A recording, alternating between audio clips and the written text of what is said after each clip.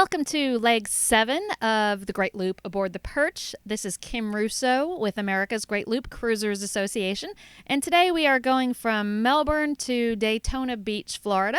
It is a pretty straight run up the Atlantic Intracoastal Waterway. If you can see the colors there on that NEBO report, we did vary our speed a little bit more, doing a few spaces a little bit faster than we've been doing the past few days. But we left from Melbourne Harbor, and if you remember from on our way in, you want to favor the red markers coming in or out of that marina. That's where you're going to find the deepest water in that particular channel. But as we headed north, not a whole lot of cruising or navigational challenges on this leg, with the exception of one that I'll give you a lot more detail on as we continue north. But for the most part, plenty of water, plenty of depth. I don't believe there were any bridges on this particular leg that we had to have open for us, and our air draft is about 18 feet. So anything less than that, if I'm remembering correctly, you're good to go on this particular leg. So a pretty uneventful cruise for the most part. One of the things that we are doing during this leg is moving from kind of into the heart of Florida's Space Coast. And if you remember from the previous video, I think I mentioned that there had been a launch the morning that we were cruising. So a lot of loopers were in the area and had moved a little further north than Melbourne to places like Titusville to try and catch that launch. It was a SpaceX rocket that went up, and we definitely encourage you to check for a launch if you're coming through this area and do the best you can to try and time your arrival or stay a couple days to try and experience a launch. Some of them are viewable from the grounds at Kennedy Space Center, and those are the ones you'll find on the Kennedy Space Center website. But there are other launches that they launch from Cape Canaveral and from the Space Center launch pads. But if you're not able to go into the Space Center physically to watch it, then they don't list them there. So make sure you check some other resources if you're interested in seeing a launch. There's plenty of launch websites that cover the dates. But that is one of the buildings there at Kennedy Space Center. And it's kind of stunning how far away you can see that and for how long along the waterway. It's off to the starboard side as you're coming through here, and it's got the NASA emblem on it. So just more proof that you're in the heart of the Space Coast. But as you continue northward, the tricky area of navigation that I mentioned at the beginning is as you are getting close to New Smyrna Beach. And this is a pretty busy area. We were traveling this on a Saturday, so expecting to see lots of boats on the water. And we did, particularly as we continued to get closer and closer to Daytona Beach. But there is one spot near the Ponce Lighthouse, which is where the Ponce Inlet is. And that is where you're going to want to watch your navigation. The Intracoastal Waterway kind of takes a little bit of a turn to port, but there is an alternate route that takes you right by the lighthouse and right by the inlet.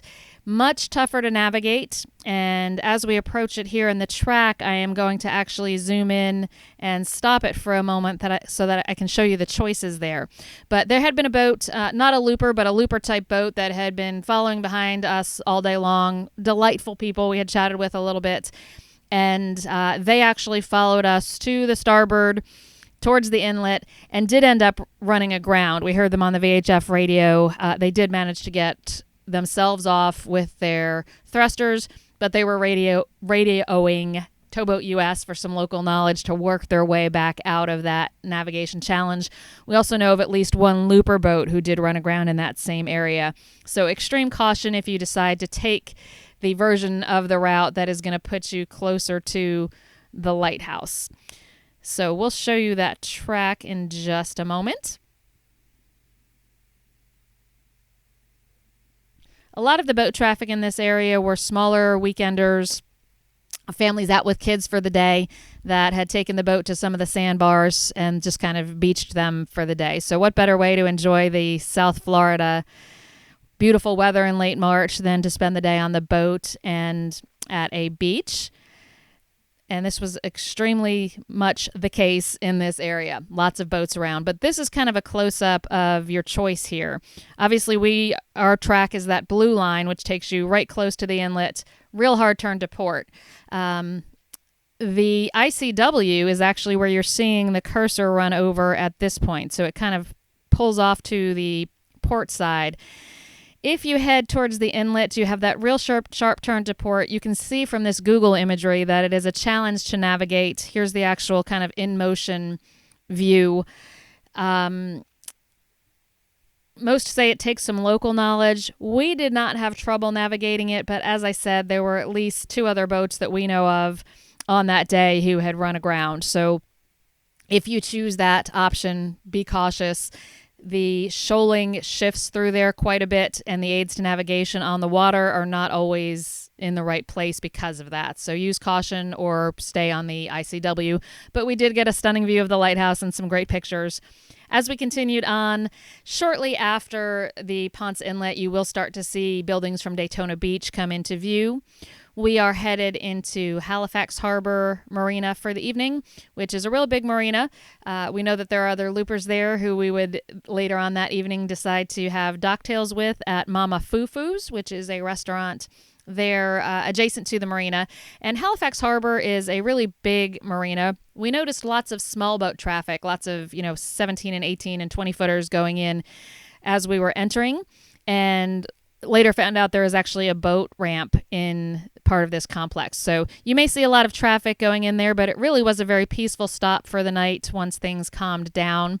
Very large marina, and access to the docks is almost in a circular pattern around it. So depending on where you're docked, the walking path to the office from your dock can be a pretty long walk. So keep that in mind if you're ordering an Instacart delivery or anything like that. You're going to want them to meet you closest to your slip.